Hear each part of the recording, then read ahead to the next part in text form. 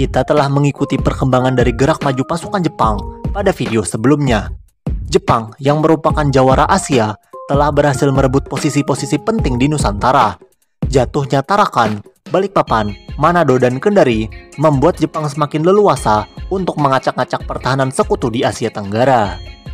Pada video kali ini, kita akan melihat gerak maju Jepang pada Kalimantan dan Maluku. Namun sebelum itu, jangan lupa subscribe dan menyalakan notifikasi kalian untuk konten channel History Lovers selanjutnya. Semenjak kemenangan Jepang di Semenanjung Malaya dan merebut Bataan dari tangan Amerika, Jepang mulai melakukan gerakan baru pada Pulau Kalimantan. Setelah kejatuhan kucing di Sarawak Malaya, tentara Inggris yang kebanyakan dari Batalion Punjabi India melarikan diri menuju Kalimantan Barat dan terkonsentrasi di lapangan udara Singkawang.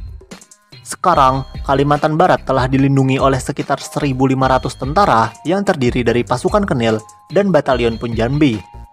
Mendengar bahwa ratusan serdadu Inggris lari ke Hindia Belanda, Detasemen Kawaguchi segera menyiapkan kekuatan untuk mengeksekusi penyerbuan Jepang di Kalimantan Barat. Detasemen Kawaguchi akan menyerang dengan menerobos hutan, sementara batalion kedua akan melakukan pendaratan amfibi di Pamangkat. Pada 24 Januari, Jepang mulai menyeberangi perbatasan dan mulai bergerak maju menuju Singkawang. Pada hari berikutnya, Jepang telah berada di utara pangkalan terbang, di mana Kolonel Len, pemimpin pertahanan Kalimantan Barat, melakukan penyergapan terhadap unit-unit Jepang yang berada di Sanggau. Namun, serangan ini gagal dan Jepang berhasil bermanuver untuk menyerbu lapangan udara Singkawang. Merasa terpojok, sekutu kemudian melakukan gerak mundur dan menjauh dari Bandara Singkawang pada 27 Januari. Dengan tank ringan VCL Belanda sebagai pelindung evakuasi, sekutu berhasil menyelamatkan Batalion Punjabi dan Serdadu Kenil dari serbuan Jepang. Pada hari yang sama, Batalion kedua berhasil mendarat di Pamangkat dan berhasil menduduki kota-kota kecil di sepanjang garis pantai Kalimantan Barat. Dengan adanya Jepang di section barat dan utara, sekutu mundur ke Pontianak untuk menghindari kepungan musuh. Pada sisi lain pulau, Detasemen Kume menyeberangi Sungai Dundang pada 29 Januari untuk menduduki Samarinda. Mendapat kabar Samarinda akan diserang, 300 tentara Kenil mulai membakar seluruh kota dan mundur ke pedalaman Kalimantan untuk bergerilya. Setelah di Kalimantan, kita akan melihat peluncuran kampanye penting bagi Jepang di Hindia Belanda, yaitu invasi kota Ambon. Pulau Ambon selalu menjadi pusat dari segala politik, ekonomi, dan militer bagi Hindia Belanda di kawasan timur. Karena inilah, Jepang menargetkan Pulau Ambon untuk diduduki terlebih dahulu pada timur Nusantara. 2 batalion dari divisi ke-39 di bawah perintah Mayor Jenderal Ito Takeo diberi perintah untuk melakukan serangan umum Ambon. Mereka dikawal oleh armada ketiga di bawah Admiral Takagi Takeo. Jepang merencanakan pendaratan pada barat Pulau Ambon, di mana wilayah ini adalah bagian lemah dari pertahanan Belanda pada pulau itu. Sementara di pihak Belanda, Brigadir Maluku di bawah Letnan Kolonel Joseph Kapitz bertanggung jawab untuk mempertahankan Pulau Ambon beserta 2.600 tentara. Pada 17 Desember, mereka juga mendapat kekuatan tambahan dari Australia. Batalion Gulf Force dipimpin oleh Letkol Milian Scott yang berkekuatan 1.100 tentara Australia.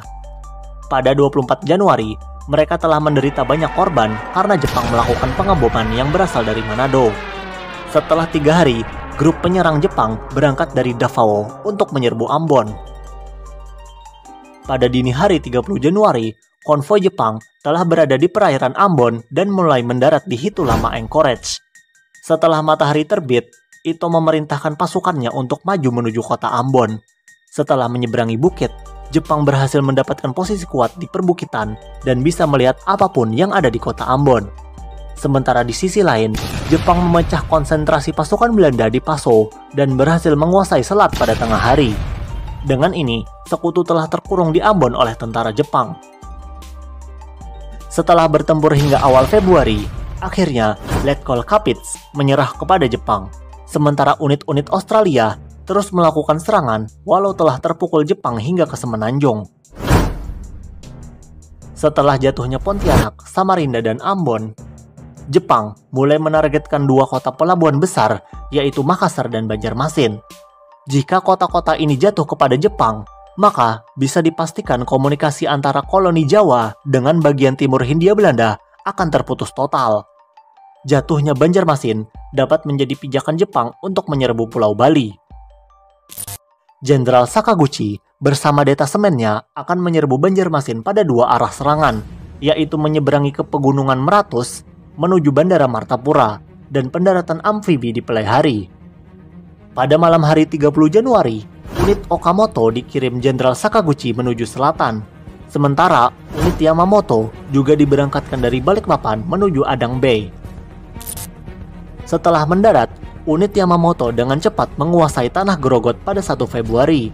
Saat bergerak menuju Tanjung, unit Yamamoto mendapat banyak masalah ketika di perjalanan, di mana pasukan Jepang tidak terbiasa dengan lebatnya hutan tropis Kalimantan. Jalan yang terjal serta penyakit malaria membuat tentara Jepang terlambat untuk menyerbu Banjarmasin. Pada 4 Februari, akhirnya Jepang berhasil merebut Tanjung. Belanda yang mengetahui Jepang tak terbiasa dengan perang hutan tropis, mulai membakar desa-desa di sepanjang kota Sungai Barito dan membuat posisi bertahan di kandangan. Namun, jumlah Jepang yang sangat banyak tak dapat ditahan garnisun Belanda dan akhirnya mereka memilih mundur menuju Martapura. Di Banjarmasin dan Martapura, komando Belanda mulai membakar kota dan membumi hanguskan segalanya sebelum Jepang datang. Pada 9 Januari, orang-orang Belanda kabur dari Banjarmasin menuju kota Waringin dan menyisakan beberapa regu tentara untuk memperlambat kemajuan Jepang. Pada 10 Februari, akhirnya Jepang merebut Banjarmasin dan Martapura. Cepatnya gerak maju Jepang di Kalimantan membuat para staf Abdakom yang berada di Jawa khawatir. Pusat pangkalan laut sekutu di Surabaya telah mengalami pengeboman besar-besaran oleh Jepang semenjak jatuhnya Kendari ke tangan Jepang. Sekutu yang berada di Jawa tak bisa terus-menerus digempur dan merencanakan untuk melakukan perlawanan laut terhadap dominasi Jepang. Admiral Hart, selaku pemimpin armada Amerika di Nusantara, memutuskan untuk melakukan serangan laut dengan berkekuatan beberapa kapal perang Amerika dan Belanda. Armada Hindia Belanda dipimpin oleh Laksamana Muda Karel Doorman. Pada tanggal 3 Februari, armada sekutu berangkat dari Surabaya menuju Selat Makassar, yang kemungkinan akan dilewati Jepang. Operasi ini sangat beresiko karena sekutu harus melakukan transit perbekalan dan mudah untuk diciduk pesawat-pesawat pengintai Jepang yang sedang berpatroli. Benar saja, pada saat malam pertama mereka berangkat, bomber Jepang yang melakukan tugas pengeboman malam menciduk armada sekutu di lepas laut Jawa. Dengan ini, serangan kejut yang dilakukan Admiral Hart efektif gagal total. Melihat ada sasaran empuk yang menuju ke arahnya, Laksamana Madya Sukara Nishizo dan armada ke-11-nya mengirimkan 36 G4M dan 24 G3M bomber untuk melumat armada sekutu. Ketika bertemu dengan gerombolan pesawat Jepang, serentak armada sekutu bermanuver ekstrim ke haluan kanan. Kapal Marblehead dan Houston US Navy terkena bom Jepang dan terjadi ledakan. Sementara cruiser Belanda De Ruyter mendapat tembakan torpedo dan meledak setelahnya. Kerja bagus. Karel Doorman yang diangkut kapal ini memutuskan untuk kembali ke Surabaya sebelum De Ruyter tenggelam di Laut Jawa. Dengan gagalnya Admiral Hart menuju Selat Makassar, Jepang dapat mendarat di Makassar tanpa ada halangan dari sekutu. Aku butuh medkit. 6 Februari, armada Takagi berangkat dari Kendari menuju Makassar. Sasebo Force dan SNLF Marine didaratkan pada 9 Januari. Dengan cepat, tentara Belanda berhasil dipukul Jepang dan mundur ke pegunungan Sulawesi. Kolonel Furman, selaku komando pertahanan Makassar, memutuskan untuk bergerilya hingga Jepang menyerah nanti pada 1945. Jatuhnya Makassar menandai bahwa Sulawesi telah dikontrol Jepang sepenuhnya. Banjarmasin dan Ambon juga membuat Pulau Jawa semakin dekat menuju kejatuhannya. Namun, Jepang harus menduduki satu pulau besar Nusantara lainnya sebelum Jawa, yaitu Sumatera. Jepang sangat menginginkan ladang minyak Pelaju yang berada di Palembang. Kita akan melanjutkan invasi Jepang ke Sumatera pada episode berikutnya. Karena itu, jangan lupa subscribe dan menyalakan notifikasi channel History Lovers agar terus melihat episode detail mendaratnya Jepang ke Nusantara pada part selanjutnya. Dan terakhir, Bagaimana pendapat kalian tentang situasi sekutu pada saat itu? Silahkan komen, like, dan share konten ini. Semoga bermanfaat. Terima kasih dan sampai jumpa.